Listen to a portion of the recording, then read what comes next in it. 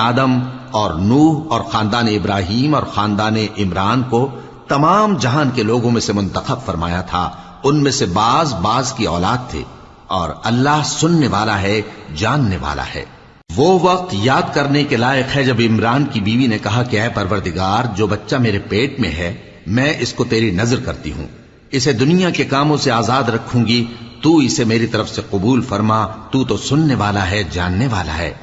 پھر جب ان کے ہاں بچہ پیدا ہوا تو کہنے لگیں کہ پروردگار، میرے تو لڑکی ہوئی ہے، جبکہ اللہ خوب جانتا تھا جو ان کے ہاں ولادت ہوئی تھی، اور نہ ہوتا لڑکا مانند اس لڑکی کے۔ اور کہنے لگیں میں نے اس کا نام مریم رکھا ہے، اور میں اس کو اور اس کی اولاد کو شیطان مردود سے تیری پناہ میں دیتی ہوں۔ تو اس کے پروردگار نے اس کو پسندیدگی کے ساتھ قبول فرمایا اور اسے اچھی طرح پرورش کیا، اور زکریا کو اس کا کفیل بنایا۔ زکریا جب کبھی عبادت گاہ میں اس کے پاس جاتا